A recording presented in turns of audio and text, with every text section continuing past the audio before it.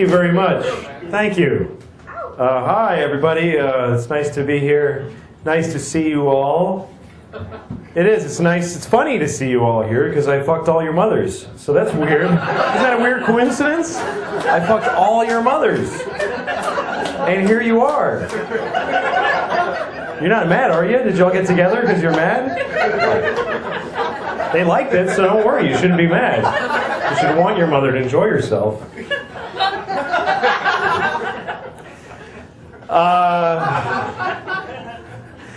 So I was talking to a friend of mine, and he used an old expression, and he said, yeah, well, it's a double-edged sword. You know, when people say that? I don't think people should say that anymore. Because I don't really relate to it that much, because I don't have a lot of fucking swords. And everything is a double-edged sword, too. Like, nothing isn't a double-edged sword. It's like, oh, I'm going to Vegas. Yeah, well, that's a double-edged sword. Because you could win or you could lose. Hey, the football game was on. That's a double-edged sword.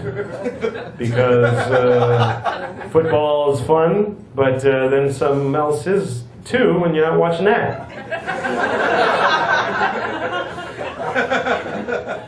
Even single-edged swords are a double-edged sword. You know, you cut some with it, but the other head is kind of flat and doesn't really cut well. So it's kind of a double-edged sword.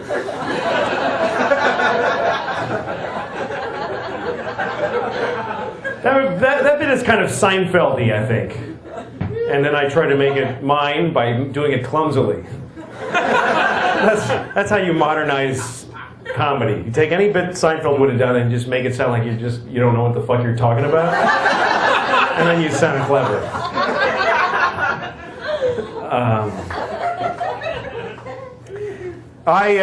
You ever feel like you're gonna fart and then instead you shit on your father's face? And everybody on the bus is like, hey, that's not appropriate. And you're like, I thought it was gonna be a fart. And they go, oh, all right then.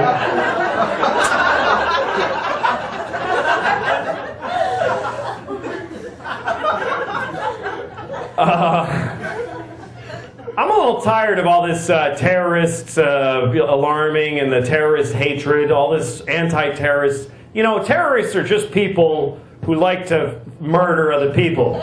And what the fuck is the big problem? I was going to talk about Boston, and here's the thing. They have this whole gay marriage thing in Massachusetts, and they're fighting it in the courts, and I don't understand the argument against it legally. Like, I know what their problem is, but how do they argue it in court? You know, like, I can imagine when they get to the Supreme Court and the lawyers for the gay side are like, well, Your Honor, we pay taxes. There's nothing illegal about what we do. We're the same as anyone else. Why shouldn't we get the same protection under the law that heterosexuals get? And then they ask the other lawyer, and he says, Your Honor, they fucking quit! They fucking quit! That's it, isn't it? Isn't that the whole... Well, okay, counselor, but I don't see what that has to... What, are you fucking faggot? Your Honor, you're gonna get a fucking beating. Faggot! Isn't that the whole argument? Or that argument that the soccer moms... how am I gonna explain that to my kid? I don't like explaining things to my kid. I don't like talking to him. So you should stop your whole lifestyle. So that I don't have to talk to my kid, you should stop being in love with each other, because, how am I gonna, you know what, fuck you, stop it. It's weird. But, fuck, what was I gonna say about that? Oh yeah, like, I don't know. I never understood anger towards gay people, because it doesn't affect it's actually the one thing that people can do, sex, that doesn't affect you at all. Nobody's being gay at you. Like you walk in a room full of gay people and, oh, Jesus! Oh, gay! I mean, where do you come in? That you've got a good... Like, I can understand if you're mowing your lawn and two guys are blowing each other on the grass, like in the middle of your lawn, you're like, come on, you faggots! You gotta cut around you every morning, it's bullshit! Fucking lawn is all uneven. Or if you're eating your breakfast and you're about to put your spoon in the cereal bowl and two guys touch dicks in front of yours. Hey, come on! I gotta go to work. I don't have time to dodge your dicks with my spoon. Outrageous behavior. Jesus didn't die on a cross so you could touch your dicks together in front of my cereal spoon. I'm sure that's not why. I mean, I wasn't there, but I assume that's not why. Couldn't possibly have been on his list. Anyway. Is that even a gay act, the touching of the two penises? I think that's what I pictured when I was a kid. That's what sex is between guys is just... It's very formal, just... Thank you. Well done. Well played. Right on target.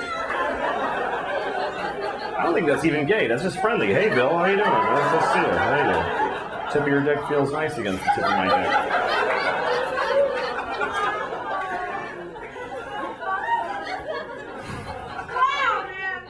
I know, right?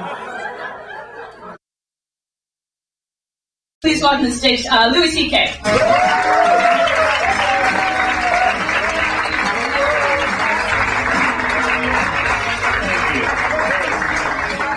Thank you, everybody.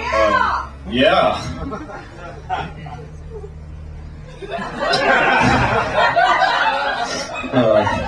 Thank you for applauding. Seriously, because I did a show where they don't applaud when you go on stage. It's called Mo Better Mondays. That's the name of the show at the Improv, Mo Better Mondays. It's an all-black audience.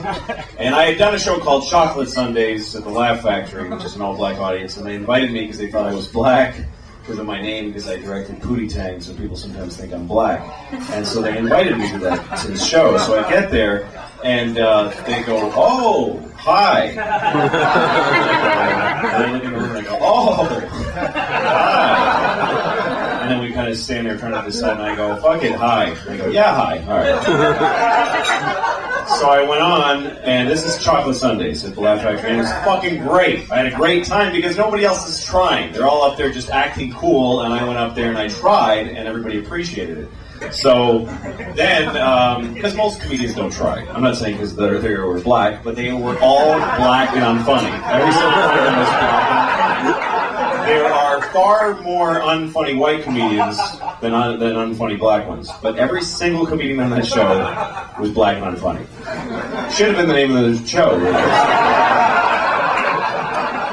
But I was white and hilarious. And also, you know, privileged and lucky to be white. It's fucking awesome. It is a very... everybody who's white should just wake up and go, "I'm fucking white, this is great, how easy is this shit? I don't have to fucking explain myself ever. I look people in the eye with confidence, nobody fucks with me, the police protect me."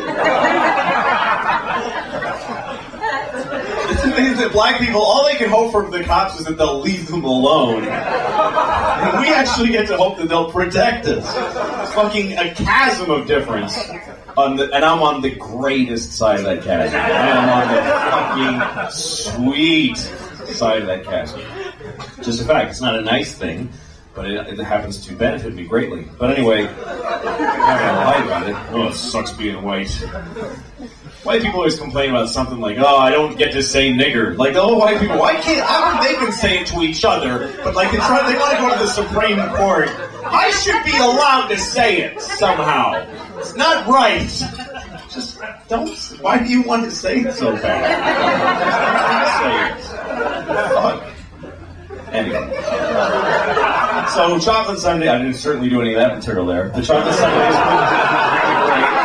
I just talked about my kid and cars. And then I went to do Mo Better Mondays, and I thought, I got invited to do Mo Better Mondays, and that's where I became racist. I became prejudiced, because I said, hey, they'll love me there. Because I just thought, there's black people in that building, so the black people in that building will be the exact carbon copies. There's no way they won't laugh, because they laughed the first time. So I went, people were saying, Moped Mondays is not nice. And I'm like, fuck you, to just white, and I'm better. So, yeah, I'm white too, but I've been there and I got laughs. And white people that make black people laugh are very proud of themselves. So I went to Moped Mondays, and it's not at all even close to the same people. They're fucking suburban people in Shuffle Sundays. Moped Mondays, they have the machine, and they're selling cologne in the bathroom, and people are fucking hard, and they do not clap when they bring him on stage. People go on, they go, all right, how about a hand for Joe, whatever, and then he just walks up to silence. I mean, I've never even seen that on any show in my life. There isn't just the benefit of the doubt applause. They just say, let's bring him up, and he just walks up, and the people go, yeah, okay, go.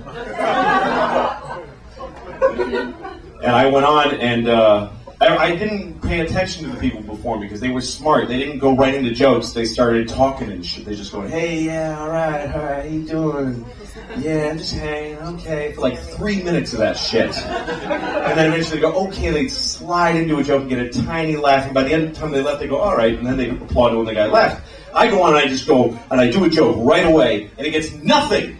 And not only does it get silence, when I move on to the next joke, that's when I hear a noise. Because when I start going anyway, so they all go, oh shit, that was it? That was the whole fucking, oh shit! Oh damn! Like they didn't know the joke was over even until I started joke number 2. Joke number 1. So joke number, what? Really? That's what, oh! Then I do joke number 2 and now it's not silence, like, no man. No, like literally that sound coming out of many tables. No. And then I try the thing that never fails when you're bombing. I go, oh, fuck you people, I'm staying up here. That always works when you're bombing. You go, you know what, fuck you, I'm doing my time. And somebody always goes, all right, yeah, I get respect to the balls. But they all went, no, get off. One guy said that, just real serious, no, get off. Get off now. And I was like, yeah, okay. I did like a minute total. And, fuck, that hurt so bad, man. And I was in the car afterwards just like, oh, Jesus Christ. I didn't mean to tell that whole story. It's just that when you applauded when I came up here, I felt, oh, that's nice, that helps. That's it. Sorry. It's too long. Anyway, but it's nice to see you all here, and it's kind of funny to see you all because I fucked all of your mothers. Just so it's a coincidence, kind of. All of your mothers. That's what I was going to open with.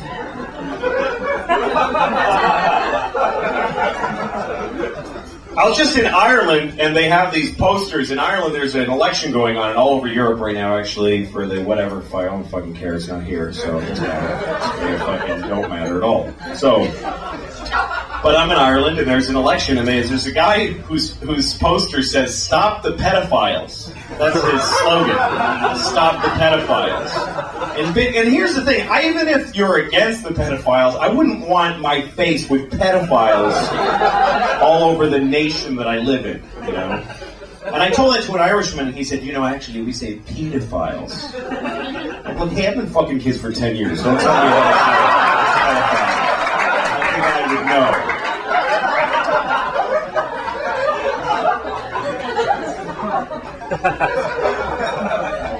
I speak with some authority when you say pedophiles.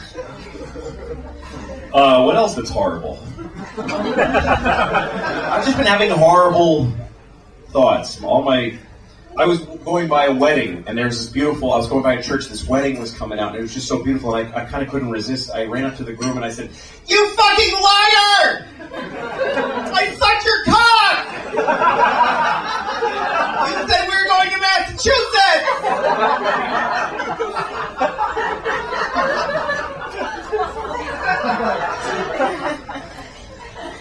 Stereotypical gay guy. Here's the thing, right?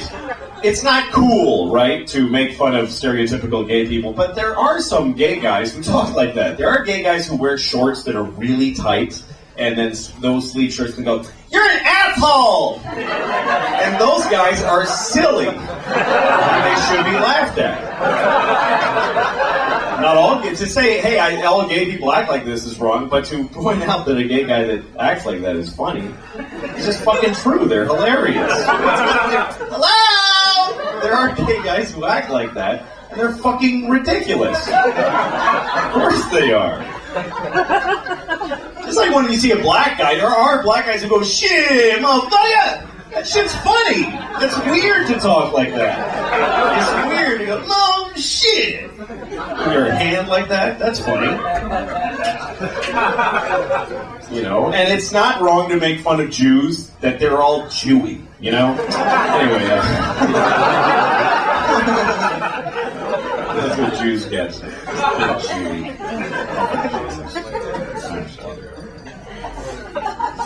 I'm sticking here in the stereotype that Jews love money. It's just not true. I have this friend who's Jewish, and I tried to give him $1, and he was like, "Arr! Arr!" He hates money.